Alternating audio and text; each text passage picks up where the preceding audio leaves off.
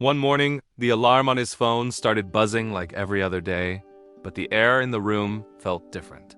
You know that heavy kind of silence?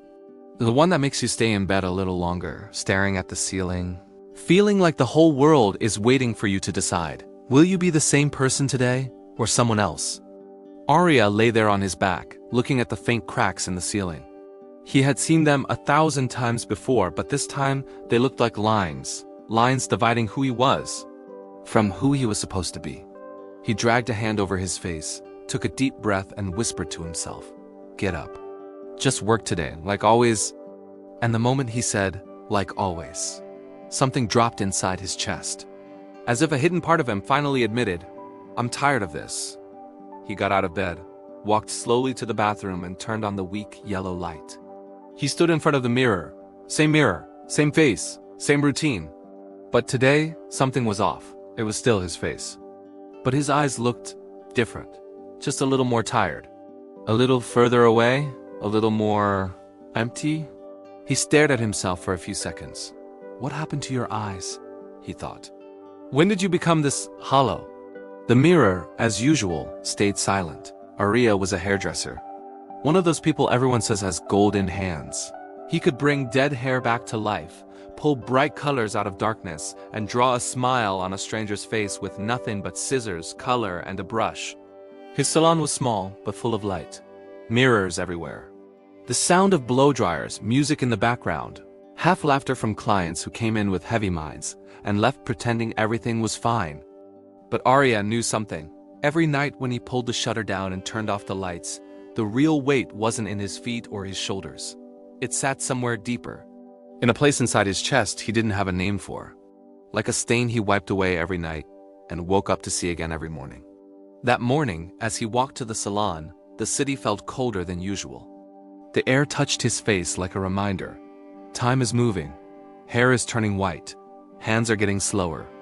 And if you're not careful, one day you'll realize you've only ever watched other people change in your mirror and never yourself. He turned the key, opened the salon door, breathed in the familiar smell of hair color, hairspray, yesterday's coffee. He turned on the lights. The mirrors awakened one by one. His reflection filled the room, one version here, another there, all of them staring back at him.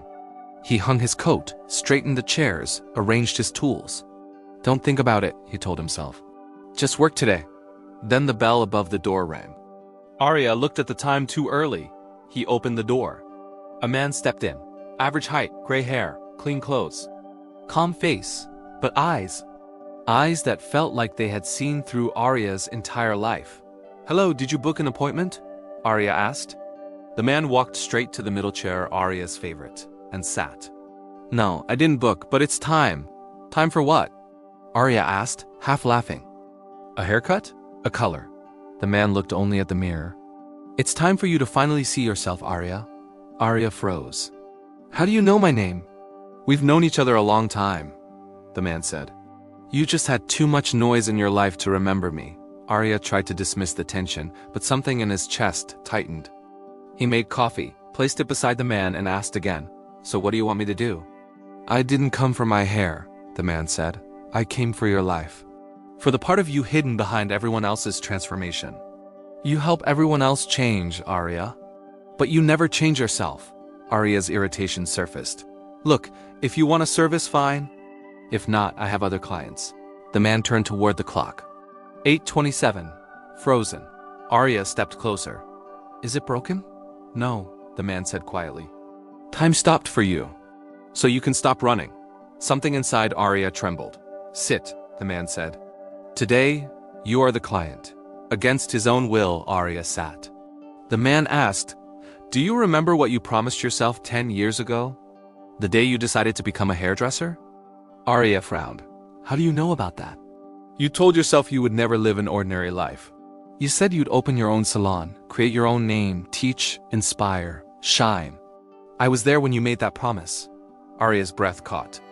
The man continued, "I was there when you blamed yourself all night after you burned a client's hair.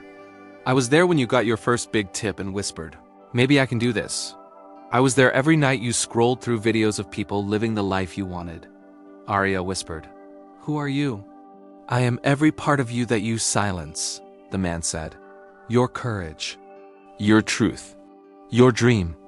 I am you, the version that refuses to die. Aria suddenly stood. I need water. He splashed water on his face, tried to breathe, and returned, but the salon felt different now. The mirror's reflection didn't match reality. His reflection showed him standing behind the man, though he wasn't there. Today, the man said, let me show you what happens if you keep avoiding yourself. The mirror darkened. Light shifted. Aria saw himself, 4 years older. Same salon, same chair, more white hair, more wrinkles. Same empty eyes. Aria stepped back. Stop, that isn't real. This is the future you choose every day you avoid the truth, the man said. Aria's voice trembled. So what do I do? Quit everything? Burn my life down? No, the man said gently. I'm not asking you to destroy your life. I'm asking you to stop abandoning yourself in it. The salon fell still. The moment felt like the pause before a painter touches a blank canvas. Do you want to see another future? The man asked. The one that could be yours. If you were brave enough to begin, the mirror brightened. The salon transformed. A bigger studio, lights, cameras, a team. Aria older, confident speaking into a camera, teaching, inspiring. Aria whispered, That's me? That is one version of you, the man said. The one that exists on the other side of a single brave decision. The vision faded. Silence returned. The salon became itself again, same walls, same chairs, same quiet. Aria stared at him. So all of that is just a possibility? Yes, the man said. Your life is full of unlived versions of you. Paths you could have walked. Choices you could have made. He stepped closer. I'm not showing you these futures for regret. I'm showing them so you remember. You are still choosing, right now. In this very moment, Aria walked to the mirror again. He didn't look away this time. He stared into his own eyes. I'm scared, he said softly. I'm scared of changing. Of failing, of starting something and quitting. Of realizing I'm not special. That maybe it only looks good in my head. And I'll look stupid if I try. I'm scared it's already too late. Say your fears out loud, the man said. So they step out of the shadows. Aria swallowed hard and continued. I'm scared I'll wake up at 50 and still be here. Still living the same day over and over. I'm scared my whole life will be about getting other people ready for their big days, while I never show up for my own. And I'm scared that one day the mirror won't look back. That it'll just tolerate me. The man stepped closer, his reflection beginning to merge with Aria's. You've seen your fear, he said softly. Now hear the truth. The future you fear is not a monster waiting for you somewhere far away. It is the result of doing nothing right now. Your future isn't an enemy, it's a consequence. Aria lowered his head. So how do I begin? He whispered. What's the first step? The man smiled gently. Be honest with yourself. Just once. Right now. Stop pretending you don't want more. Stop pretending you're satisfied with a life that exhausts your soul. Silence filled the room again. Not heavy this time, but clear. The man walked to the wall clock. He raised his hand and softly touched the frozen second hand. When you refuse to face yourself, he said, time moves outside of you. But inside you remain stuck. When you choose honesty, time begins again. He turned toward Aria. His outline shimmered, glowing faintly, as if made of light. Or memory. Remember, Aria, he said, I'm not a stranger. I'm not your shadow. I'm not a ghost from the future. I am you. I am the version of you that always knew you could be more than tired and numb. Aria's eyes filled. If you're me, he asked softly, why do I feel like I'm losing you? The man stepped back. His shape blurred like smoke in sunlight. Because it's time, he whispered, for you to stop dreaming as me and start living as me. I carried your dreams long enough. Now it's your turn. And then, like breath fading on glass, he disappeared. The salon stood still, the chair empty, the coffee untouched. Then, the clock ticked. 8:28, 8:29, 8:30. Time moved. Aria felt something shift inside him. He walked to the mirror, placed a hand on the cold glass, and looked into his own eyes. Who are you? He whispered. This time, a voice rose from deep within. I'm someone who won't sit in the audience anymore. Aria took out his phone, opened the Notes app and typed, Today is the first day I'm honest with myself. He looked back at the mirror and said quietly, From now on, Even if it's 1 minute a day, I will walk toward my future, not away from it. Then the doorbell rang. His first real client of the day. Aria smiled. Not the practiced smile he'd worn for years, but a real one. He walked toward the door, paused, looked one last time into the mirror and whispered, "This time, I'm not being chased by my future.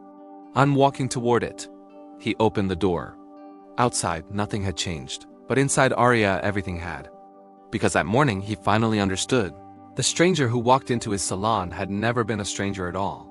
It was the future he feared, the truth he avoided, and the self he finally chose to become.